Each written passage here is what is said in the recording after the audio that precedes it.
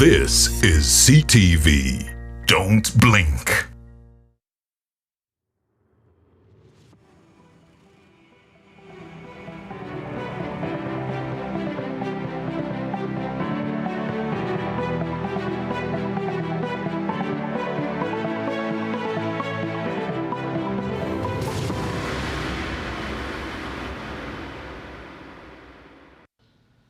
Happy Easter Monday and welcome to this edition of The Impact. I'm your host, Amelia Martha Nashtimbo. Now, growing up in Uganda, you have had several campaigns about immunization for several different ailments or to prevent against different diseases. And we're just going to meet one person who missed just one shot and it changed her life forever. Meet the story of Naomi, or let's travel to Eastern Uganda where we are going to meet Naomi, and when we return, we'll be discussing that and more. In 2020, the World Health Organization declared Uganda polio-free. However, in 2021, it was reported that the disease had returned along with other African nations. The virus spreads from person to person and can infect the spinal cord, causing paralysis or death. Naomi Bikufa was born normally without any disability. However, at 3 years, her legs got paralyzed. She could not go to school due to her disability, and her 89-year-old mother could not afford the logistics for her education. William Isanga, a VHT in this village, is one of the few people who are helping Naomi. He says that Naomi suffered from polio that resulted into her body being crippled. He took it upon himself to make sure that Naomi's child completes all the immunization schedule. Abantu abo empeda ebise mu luvannyuma kwati sinze najirayo omwana oyo yali yatambula ku emyaka gitya naume nga mulamu then okusinza bwe yali nga enkola yali nzibu mu polio bantu bali nga bavaano bajja nankandulo kamuli ogemesa abaana mbutufu yakosebwa ni polio yalemala nga yatambula kutula nga emyaka gitya yakuma emyaka 3. One day, as she remained home while her mother went to get firewood, a man came into their house and raped her, resulting into a pregnancy. Naomi was operated on, and she was blessed with a son, whom she called Emma. Emma is now 6 years old, but is not yet in school because she cannot raise tuition. William is one of the many village health teams who executes his job with passion. He ensures that he moves to each and every household to remind them of immunization, antenatal tendency for pregnant women, and educates families about hygiene. Naomi's house is dilapidated, no kitchen, and lacks a latrine.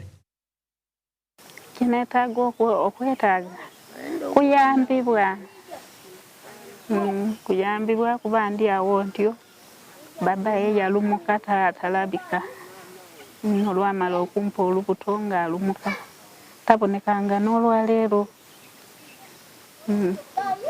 kale nsaba mutuyambe naye nga Emmanuel omugemesa Emmanuel omutwala ku ddwaliro bamugema emirundi yonna gyamalayo yabeekanga oyo yatwala abeebago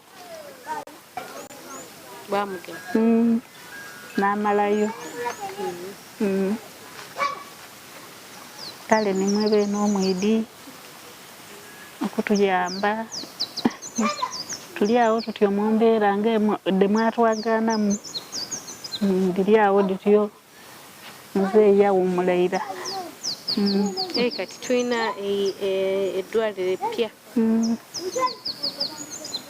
kati bwoba ogenda okutwala omutabani wo okumugema omutwala wa era bizibu ki byosanga okumutwala ddwaliro? Buzibu bwa kumubeeka maama takaesobola kubanga naye yali abeekanga n'atwala mu eddwaliro okuva mu buwere aye buti atuusaawo kati nibalwala nga baazira ngeri yoona yoona mu eddwaliro. Through William, Naomi was able to meet a group of people from the United Nations Foundation who have since changed her story. According to Kamuli District Assistant Health Officer in charge of maternal and child health, Moses Liagova, The district faces a challenge of tracing children to complete their schedules because they are never registered at village level. The VHT system must be supported to mobilize mothers to take their children for immunization. 2, we must reach out to all communities by having outreaches in all the communities and all those hard to reach communities in the sub-county. Then 3, facilitating health workers. We need to facilitate health workers to travel, or we need to transport them and give them some allowance to reach out to those hard to reach communities and to all the communities of Kagumba. Obuzibu tusanze nga outreach tezikolebwa bulungi, outreaches nga tezikolebwa bulungi, nga abamu mu community tusanga abaana nga myaka 4 tebagemesa abaana, abamu bagemesa omulundi gumu ne balekayo. Nga ffe tetulina ntambula esobola kututuusawa mu bitundu kuba lino egombola ddene nnyo. Entambula nga transport okutuuka mu zone nene mpanvu. Kauda Monica, a resident of Balawoli village in Kamuli district in the eastern Uganda, failed to complete the recommended immunization schedule for her firstborn. She says that her daughter would later suffer from measles, and it's after this that she realized the mistake she had made. Abaana bange abo nina omwana gwe nafunamu kuuku okukala obuzibu bw'ekifuba kino. Yajjanga bwe yeesika mpola ekifuba kino ekyavaamu ekifuba yeegodda n'agyetanga poliyo. Abandi bankoba ati poliyo.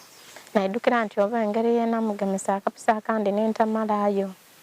Nti oba n'ekyayenga obuzibu bwe bwali nkalubizibwa ya ngeri ya iddagala kw'eddwaliro. Nga bw'ojja ku ddwaliro ate eddagala lizirawo. Bw'okyusa munayirayo lule ate era eddagala likayikutuuka.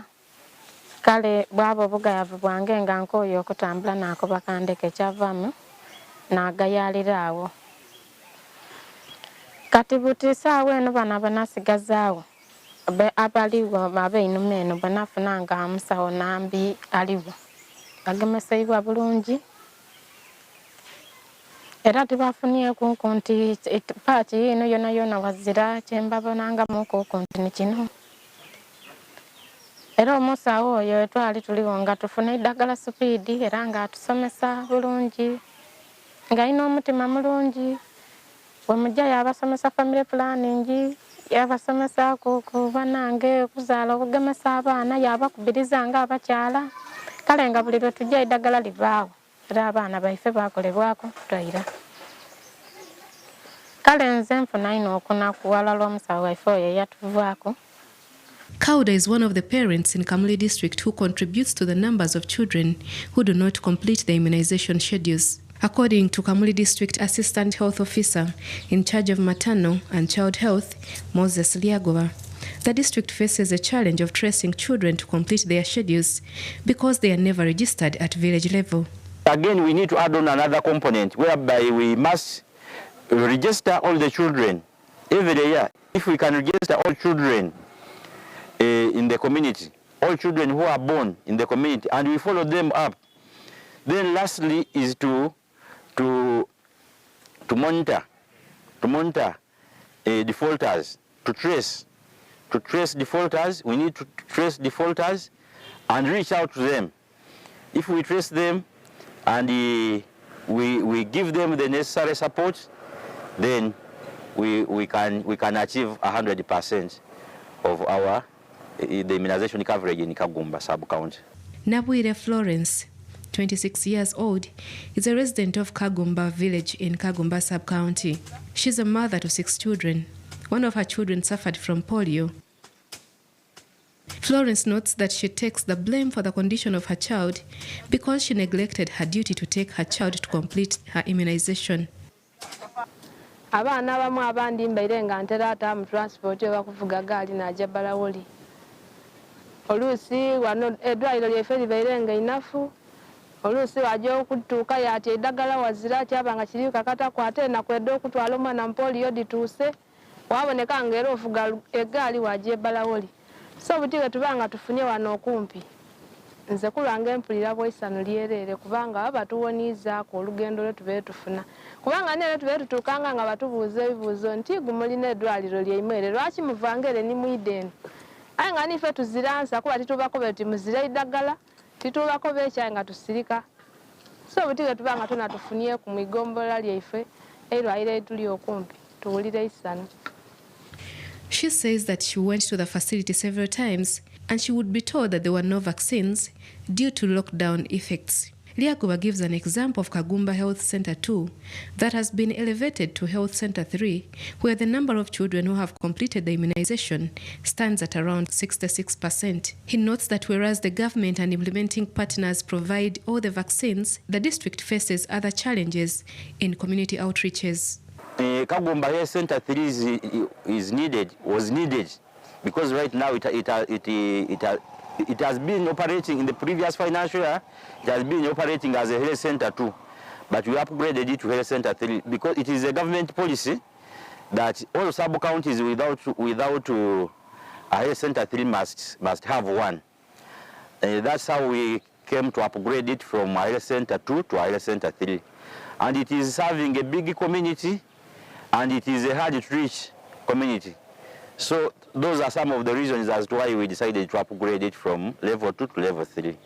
Ekyaka kyenfuniyewo nti kubanga buti obudde twali tufuna bulungi ng'era omuntu okuba tikujja kamuli wa balawoli akalubizibwa olw'okuba ntufunye eirwaliro ife nga liri ku mutindo oba ku grade y'ekusatu kitwambaku nti era omukeera kunti omwana afunamu omusudda nsobola kujja mu irwaliro bamusooka bamukebera bamuluna bwere bulimu yosomubwadde ne batanga okumutokola ku treatment kuba tasobola okugaba ebitanda kubanga kitagisa ebitanda bamuwa oba kitagisa okumuwa mpeke bamuwa deneraki wakaye nga asoose okufuna treatment ere okusingaku wano wetuba tuluwaga just watuwakuobokendakere ndo tuwozawozaako omubiri eyo n'omutindo gwenfunye ekyamba kyaisanu nti busaa tikajja kamuli twafuna dokita omuyaka era saa teru jemuka mu speed mangu nga time na transport nga nze mwene nkagime kagali kange na kuna mu speed natuka mu irwaliro era yansangalira nayingiza na mukolo obuzibu bwange yatanga okula ku mwana wange era navayo nga ndi musanufu olw'okusinza nti waleka mulinnya soka ntemu transport basoboke na nina okunonya transport we namufuna male ntwala omwana nje ntusobola okutuusa naawo ng'obulamu mukoze ki buweiremu so buti wano kyanamba ku nti bakyafuna omukisa omulungi era ninze kubamu abasuse kufanga bafune isanu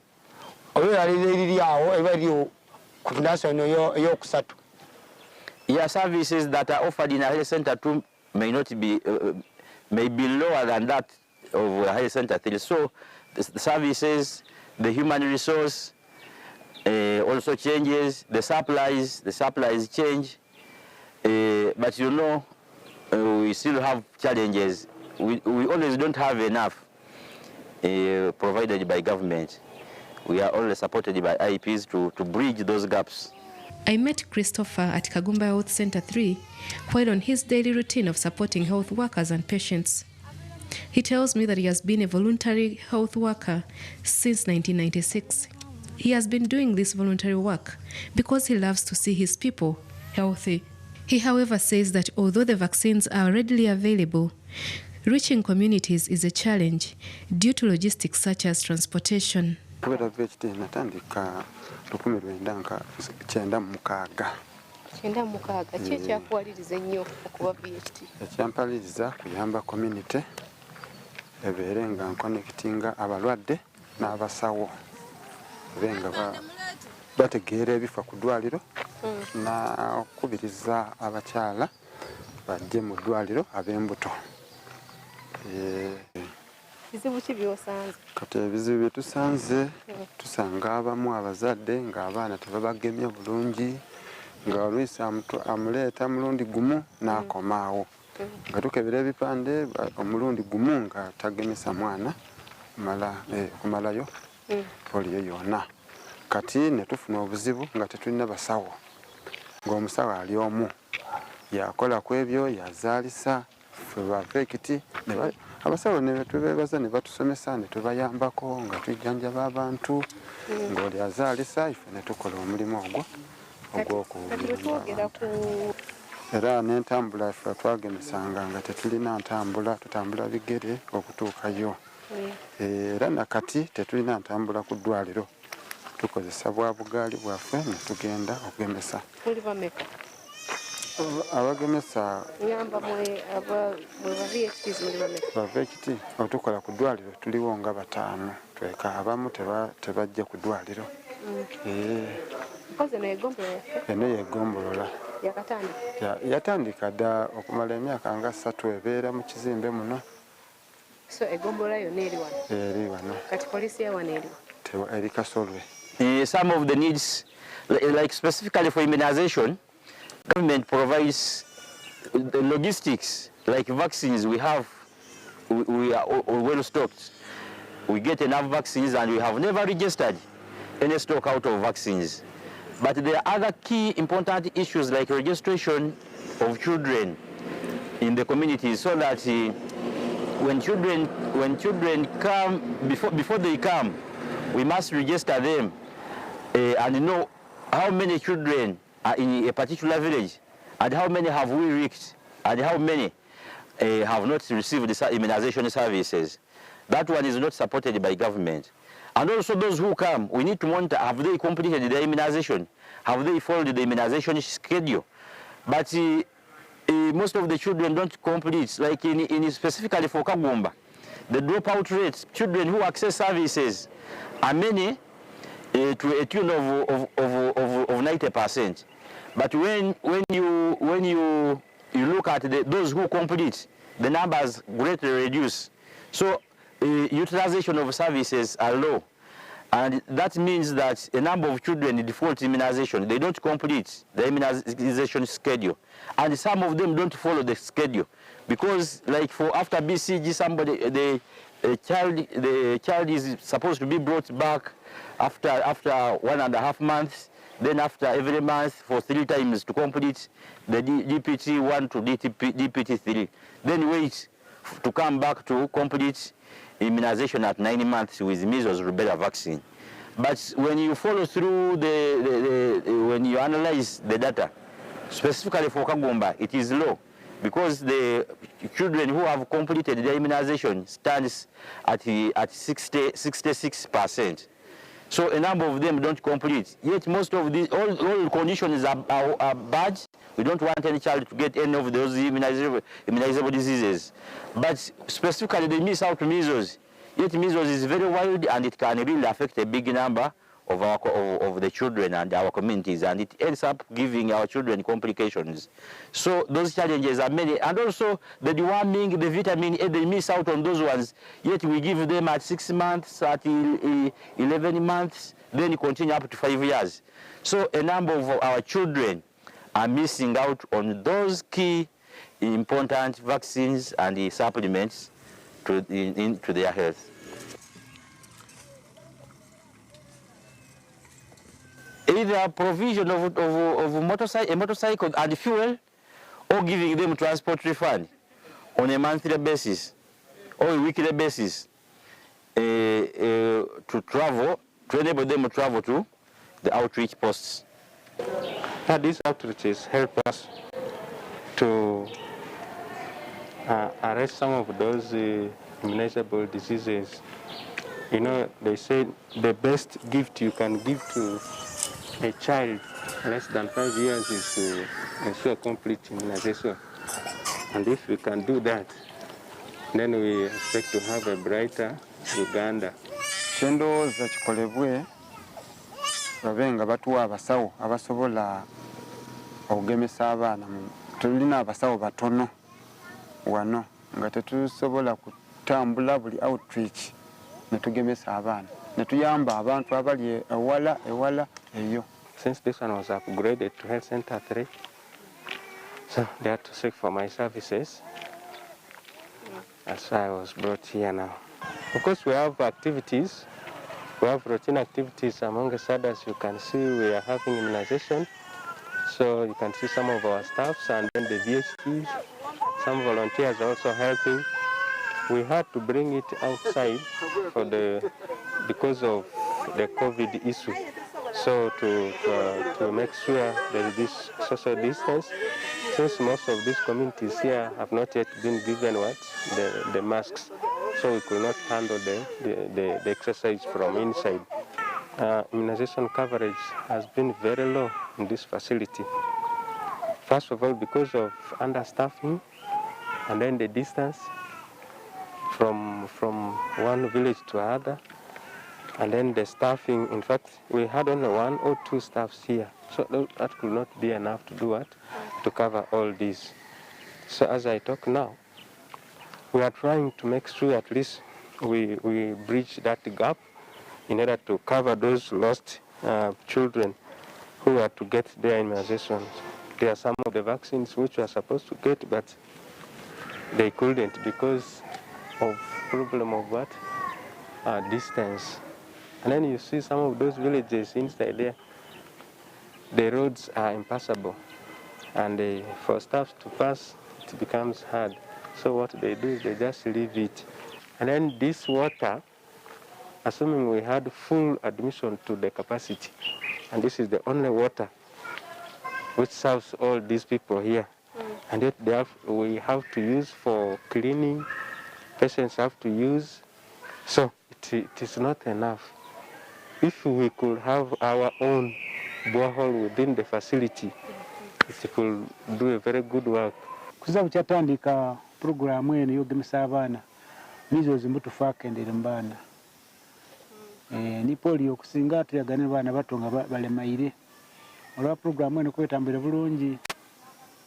According to World Health Organization, polio is a highly infectious disease caused by a virus.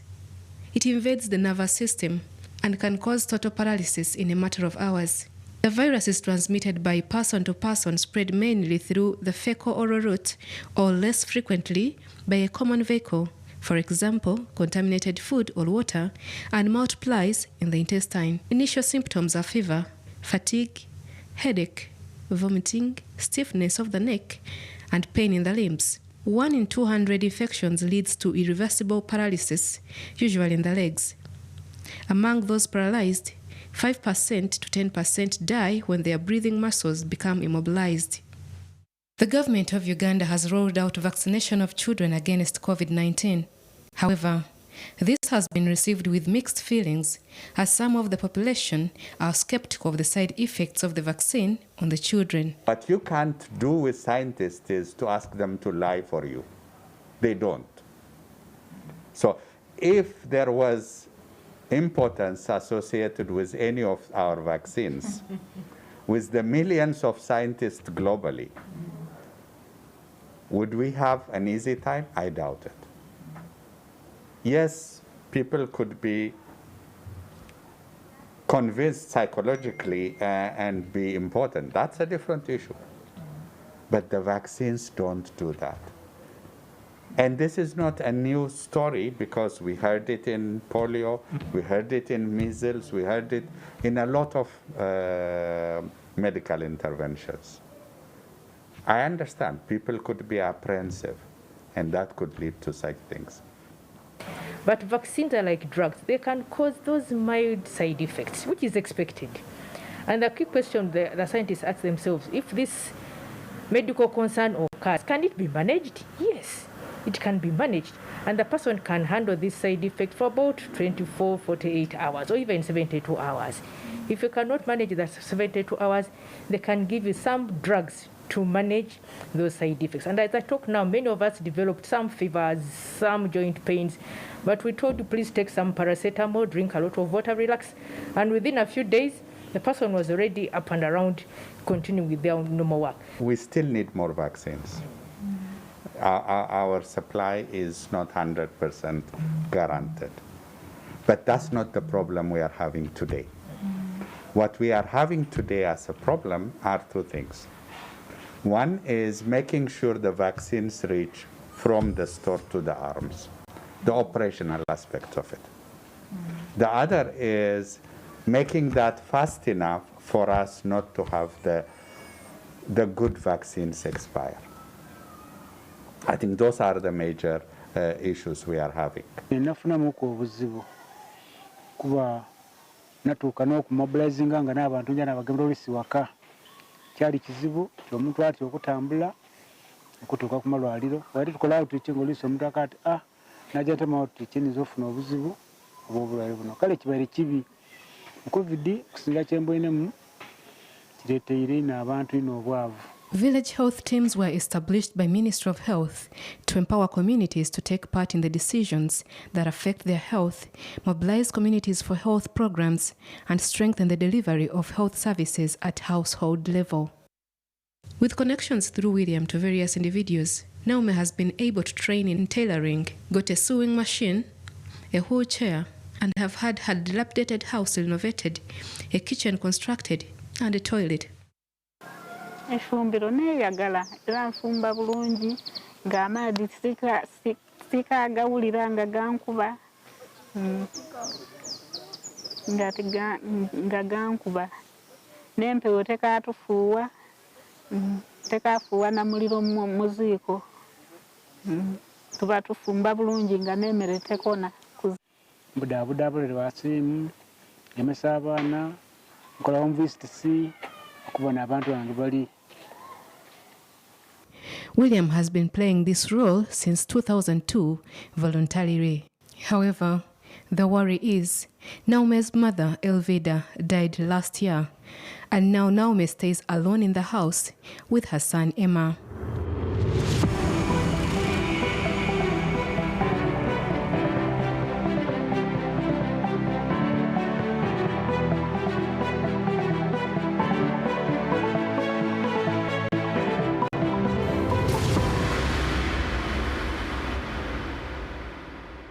Welcome back, and thank you for keeping it CTV. And you are watching The Impact with me, Amelia Martha Nashtimbo. And like we promised before we went into the trigger, here with me to discuss it further, I have the Executive Director of the Coalition for Health Promotion and Social Development, commonly known as HEPS Uganda, an organization that advocates for access to affordable essential medicines for the poor and vulnerable, just like Naomi, whose story we have seen in the story. Welcome in the program, rather. Welcome to the program, Kenneth Muhonge. Thank you, Martha. Okay, you've become almost a patron here because it's the second time that we're having you. So we thank you for always making the time for us. And just like I've told our viewers, your organization advocates for access to medical facilities or essential medicines. And most of these vaccines, especially for immunizations against killer diseases, are a key factor that you are advocating for. How does HEPS, or how relevant is HEPS to a person like Naomi in her home village? Thank you, and once again I'm delighted to be here to talk about such a critical service about vaccination, and in particular to Naomi's story. It shows why we work every day to ensure that our public health approaches leave no one behind. Naomi's life changed forever. Yeah, just because of missing one critical shot, her life has never been the same. Yeah. And that's the very reason that we ensure that everyone is reached with these critical services, in particular vaccination that prevents things like polio. And we do that through, we use several approaches.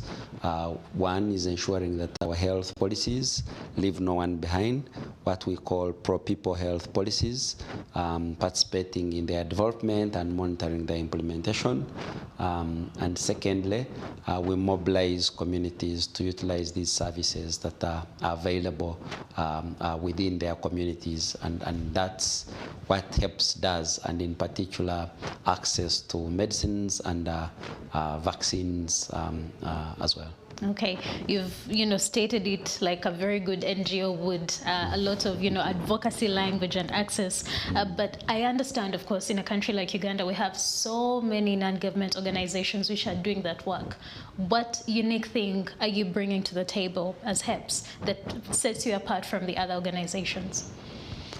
Yeah, one of the unique things, and I'll speak to the most current one, which is around COVID vaccination. Our government launched the mass vaccination and these mass vaccination campaigns. And what we are doing are what they call mop-up activities, where we go into places where our government has done mass vaccination campaigns, and then use their consumption data to identify areas where we've had hesitancy or low uptake of these vaccines. And then we use our community models to engage with the communities, to engage with the local leaders, to ensure that we have 100% coverage.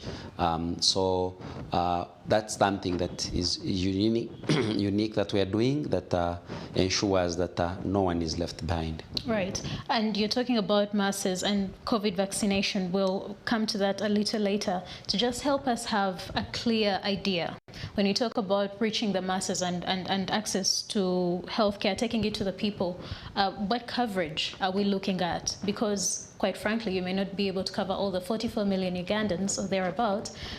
What coverage have you heard? So coverage, in terms of policy implementation and monitoring, we nationally, but in terms of mobilizing communities for service uptake, we are currently operating in 22 districts, where we work with the local authorities, the local governments, districts, the sub-counties, and the village health teams to ensure service uptake. Yeah, and you also bring up a very interesting point of the VHTs who do a lot of work. Of those 22 districts, is there one that you look at and you say, yeah, we've done it here? Yeah, for example, Lira, it's a place where we cover the biggest part of the district, Apache, the full district, Kamuli, and the surrounding 11 districts, but more in Kamuli. I think there we can proudly say at least we have full coverage of the district. And what we are more interested in the community systems, and the village health teams are the last level of service delivery. And we also look at platforms that facilitate the linkage between community and our health facilities. And we look at platforms like the health unit management committees and ensuring that they are functional, because this is the bridge between community and the service user and the service providers. So we work to strengthen those systems, and it's through those systems that we're able to even reach households and ensure that we have full utilization of these services. Right. In Naomi's story, which we watched earlier, there's a critical role that a VHT played by identifying her and saying, I'll stay by her side and do everything that needs to be done. And we find that, well, like you've rightly mentioned, NGOs and even the government, Ministry of Health, works a lot with VHTs because they bridge a very major gap. But we find that, like you mentioned, they tend to be the last link indeed. And that also happens because they work with a lot of passion to do the work they do. They don't need extra motivation. However, they tend to be poorly remunerated. Right now you're at ED level, but before that you've walked through this path. What have you found in yourself, and what is HEPS Uganda doing to make sure that these VHTs are rightfully compensated? And most of them actually are very old right now because they've been doing the work for a really long time. Yeah, that's really interesting. And the issue of facilitation, it's been glaring for many years, where we see VHTs categorized as volunteers. And the way we use that term in Uganda is it's quite perturbing, because a volunteer also needs facilitation. They need to move. To the place yes, they're going, to a they bit need of this, food. exactly. Yeah. And unfortunately, they don't have all that. It's purely voluntary. Actually, they're investors into the health sector, if you like, because we've worked with some of them where they have to dig into their own pockets to If you call facilitate. them investors, what are they getting out of this? Exactly. So we see they don't need actually so much. Like in Apache, there are some that we facilitate as low as 50,000, but they have a target that they have to meet in terms of the households they are reaching, and it's doing wonders. And some, based on your targets, you have more, but it's very little money, less than 100,000, based on the targets that you have. Is that 50,000 or 100 per piece of work they do, or monthly? So that's per piece of work they do.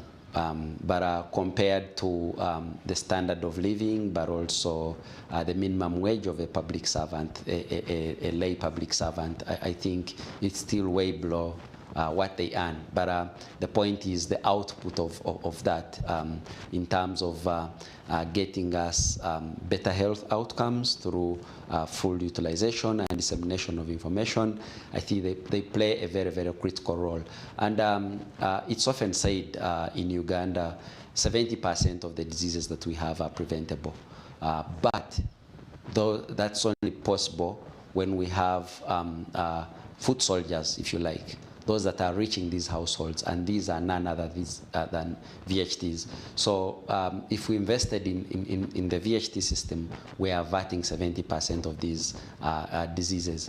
So I think we're at a point now where we need more of these communities, stronger community systems, well facilitated. We've seen them, we saw them in West Africa help control and manage Ebola. It wasn't the strong systems. With COVID, we've seen countries with the best healthcare systems not managing Ebola, COVID, for example, but it's the systems. And even our ministry also knows that where we've had stronger community participation in service delivery, we've had better health outcomes. Talk of the integrated case management, where VHTs or these local structures are involved in managing diseases at the lowest level. We've had the best health outcomes. So we still need to invest in these systems. I know people, especially clinicians, may not value much a lay person contributing to the care of people, but they play a critical role. They are the ones who lead the primary prevention that we've always talked about, and not the super specialized services. Well, we might need them for some cases, but the bulk of the investment should be at that local level.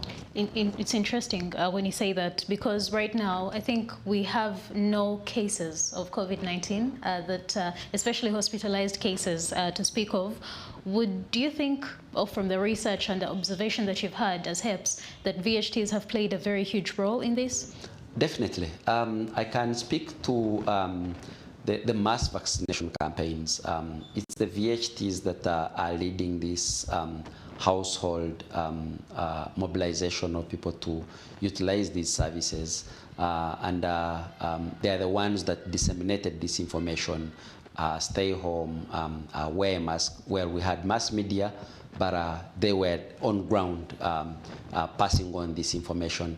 And in human behavior, we tend to believe more in interpersonal communication. And the person who is nearer to us. Exactly. You know? And these are the people that have played a critical role in that. So definitely they've played a big part in managing COVID in Uganda. Right, and you mentioned collaborating with, say, the Ministry of Health in helping to spread the message on even vaccination.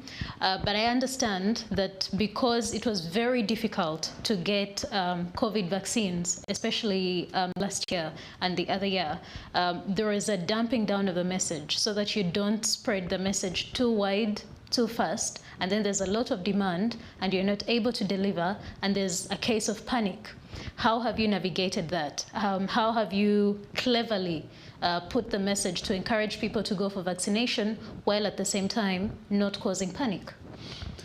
Yeah, that was a tricky one, and it stems right from the global level, the complexities of procuring and shipment of these medicines. we saw a lot of what we call vaccine nationalism or apartheid, and that really affected availability of vaccines at country level.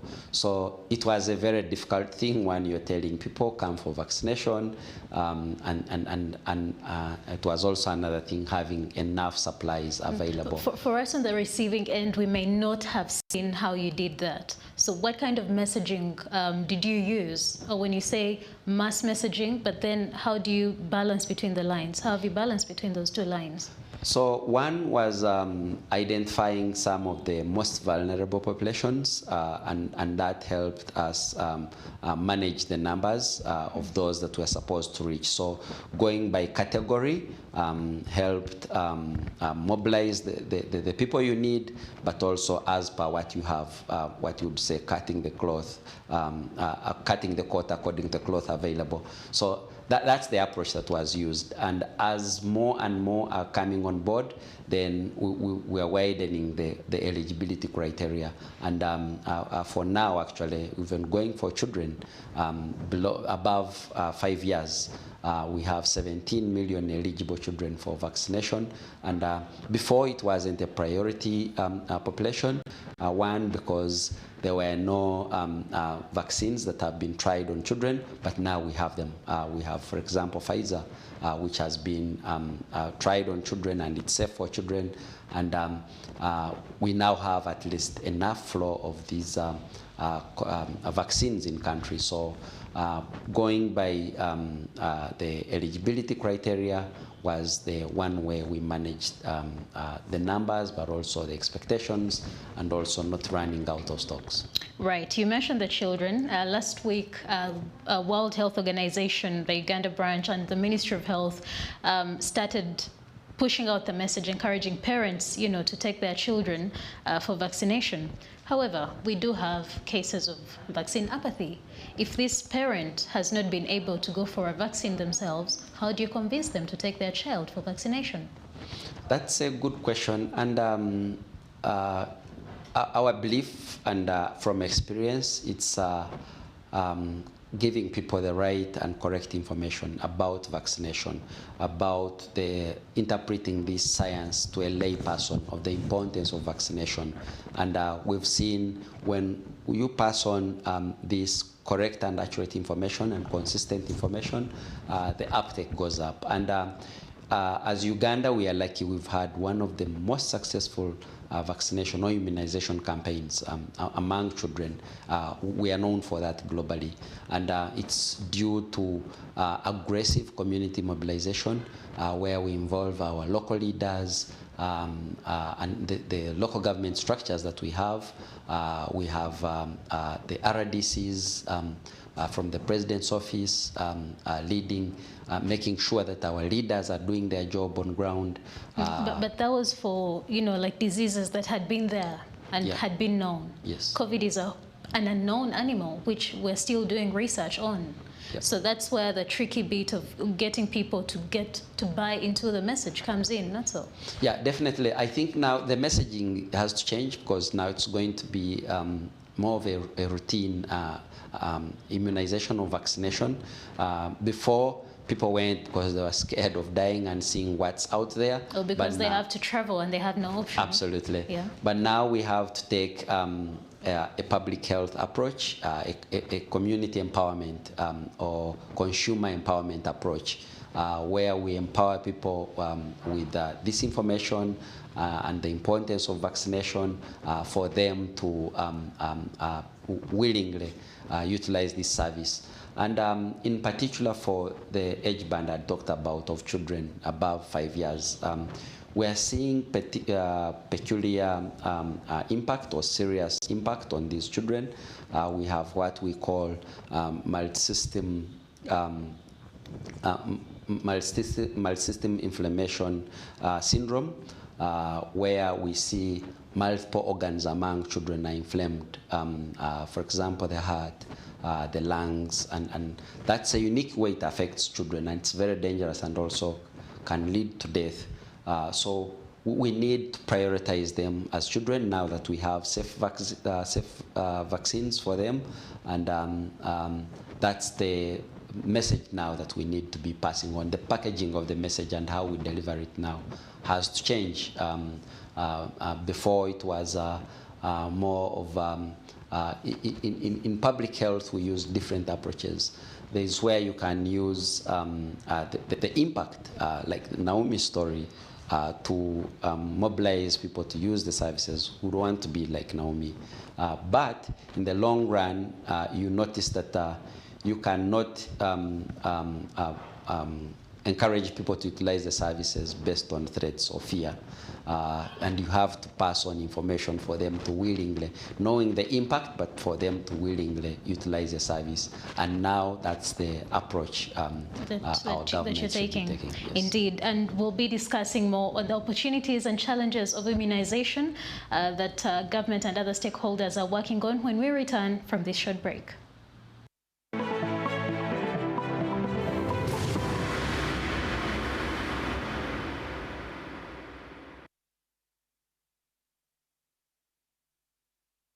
Don, Rajo get a mazina again, Tima. But you man, you didn't know, tell me, kid.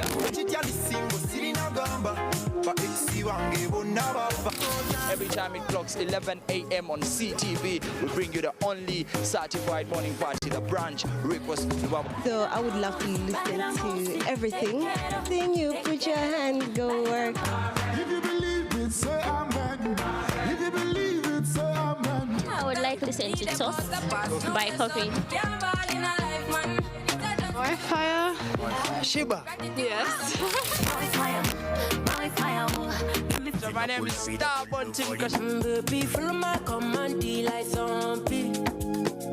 Now showing on CTV, Don't Blink.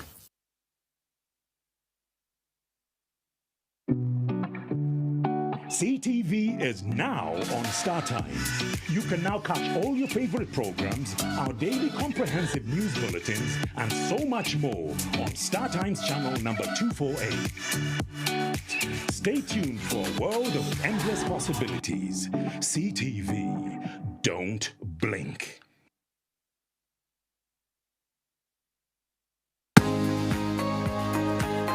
As we embark on a journey to realize our full potential, we all need expanded minds and limitless possibilities.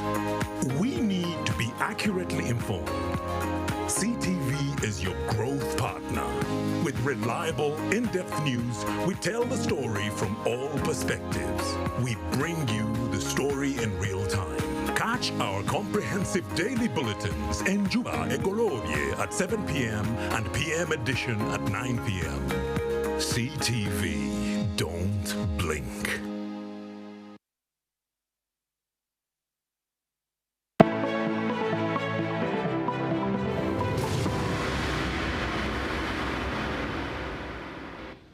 Thank you for staying with us. You're still watching CTV, and this is The Impact with me, Amelia Martha Nachtimbo. Before we went on a break, we're discussing immunization coverage in Uganda. We saw a very moving story of Naomi from eastern Uganda who missed just one shot of polio, and that changed her life forever, and the challenges that she's also going through, and also the opportunities that she has had with the help of some of her community members, but most importantly, someone called a VHT from a village health team. And before we went on the break, you are sharing with me some of the challenges and opportunities that are there. Well, if you've just joined us, we are having a discussion with the Executive Director of HEPS Uganda, who is Mr. Kenneth Mwehonge, and he was giving us a breakdown of how they have worked with government as an NGO to ensure that they package the message of vaccination, especially COVID vaccination, to reach you and other communities. Well, before we went on the break, we were talking about vaccine apathy, and now especially that World Health Organization and the Ministry of Health are trying to have parents take children who are above the age of 5 and above for COVID-19 vaccination. But one of the main things that we have seen now, more than before, is vaccine apathy, because people are simply not convinced that this vaccine is good for them, most of them. But it also comes at a time when Uganda's cases of COVID-19 are almost zero, because we do not have any known hospitalization cases right now. Yeah. Yeah, thanks for that. Vaccine hesitancy, and Interestingly, with the second wave, we did a study in collaboration with the Global Health Collaborative with Helps Uganda that showed that 9 out of 10 were willing to get vaccinated. That's among the... How wide was that coverage? We did it in southwestern Uganda. There's a Kisoro, Kabale. The peripheral districts around Mbarara. Yeah. But they were showing vaccine acceptance levels were high, but among adults. Yeah. For children, well, we don't know yet what it is, but also we've still seen some hesitancy, even though we had that study that was shown. Have you been deliberate to find out what the cause of that hesitancy is? Yeah, sure. So some of the mop-up activities we are leading was the confusion around vaccine mixing. Remember, before our government discouraged vaccine mixing when there was no much evidence that it's okay to mix vaccines. And that's one of the reasons, like where we've seen hesitancy. That's one of the reasons. And secondly, there's been a lot of misinformation. The anti-vaccine campaigners have invested heavily in contributing to vaccine hesitancy, but also not to underscore vaccine hesitancy. Some of the causes, it's going back to the history of clinical trials for vaccines during the slavery times, for example, in the US among the black African people, where they would try vaccines on humans before they are tried now, before we had the good participatory practices of trying these medicines on animals. And there are people who are also not happy with animal trials. Yeah, of course. So given that history, it has come back to haunt us. And people still have valid reasons of that, not believing in the safety of vaccines. But that has changed, and we need to address that. We've not counted that enough.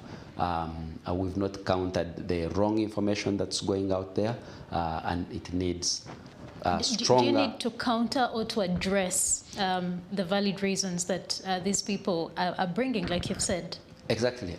So I think two things. One, also countering, because anti-vaccine campaigners are real, and not only here, even in the US, even in Europe, they are. So countering their misinformation that they are passing, but also proactively passing on the right and correct information, and empowering and educating people about vaccines, the stages they go through, how they work in our bodies, because they stimulate the immune system, basically teaching our immune system to defend itself. So consumers need all that information, but I think we've not done enough in terms of passing on this information to the common man. Oh, and have we also done enough? Because in investing in research, for example, to address the challenges or the fears that are being raised by people who are joining the anti-vaccine campaign, fears which also go back to the history that you mentioned about causing infertility, for example, altering hormones, for example. What would we need as a country to invest in that kind of research to address those fears? Of course, our investment in research is very low, research and development. But we need more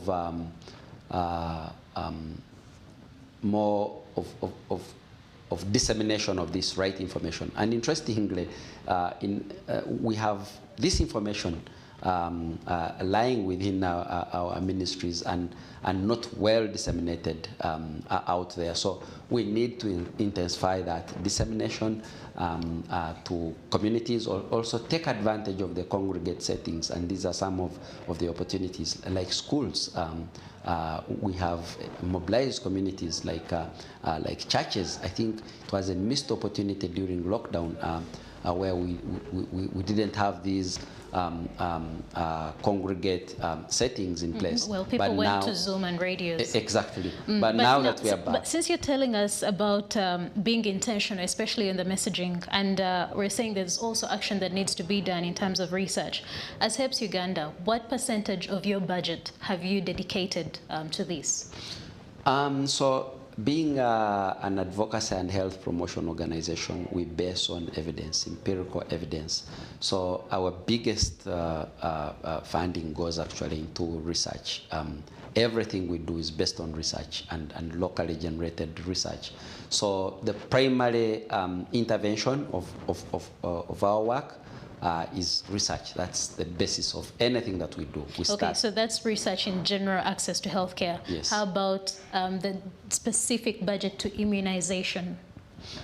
So immunization also being donor dependent.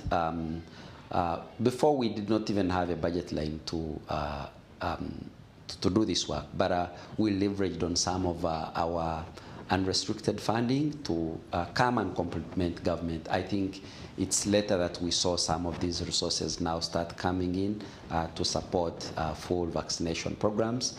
I think even looking at the global landscape, I think there's now more focus on having vaccine access as a universal service that we need. So. And that comes with additional resources. So we're seeing a shift in priority and focus, and that has provided resources not only to HEPS but to other fellow civil society organizations. Okay, as we come to the closing, what opportunities do you see on the horizon this 2020 and the years to come in terms of immunization campaigns? We recently had an announcement of, I think, 2 polio cases for a country that had kicked polio out after a really long time. We also now have COVID-19, which is knocking on the door. What opportunities do you see there, and then the challenges that need to be addressed, especially in our communities? Yeah, one of the things that is really exciting was the investment in research and development for a COVID vaccine. And it's not only the COVID vaccine. Are you talking about Uganda? Yeah. That investment, the popularly known as the Scenario project, it's actually 80% of those resources are setting up systems in capacity to do vaccine clinical trials or vaccine development. So that's a big opportunity to develop our own vaccines for other diseases. So not only COVID, but they're setting up a system to facilitate the production of other vaccines, be it polio, be it cholera. And you know we have our own peculiar diseases as being in the tropics, which are not part of the global agenda. So this is an opportunity to start now to define our own agenda, not to depend on the West. You know very well that 90% of the medicines we use are generic imports from India. But when we have such initiatives that are laying ground for us to produce our own medicine, that's a big opportunity. But also COVID teaches us the importance of being proactive in terms of prevention. So I think we need more of having preventive vaccines for several of the diseases. Actually, we also have a malaria vaccine. I don't know whether you are aware, but it's the way to go. Prevention is the way to go, and having such routine vaccination programs is the way to go. We've also set up a system, a cold chain system, that we're able to store vaccines and distribute them across the country. So, and that facilitates future vaccination programs that we've traditionally Okay, thank you very much, Kenneth Mwehonge, the Executive Director of HEPS Uganda. Well, that's what we've had for you, but you can also tell us what you think on our social media platforms at CTV Uganda. That's been The Impact for today, and I've been your host, Amelia Martha Nashtimbo. Goodbye.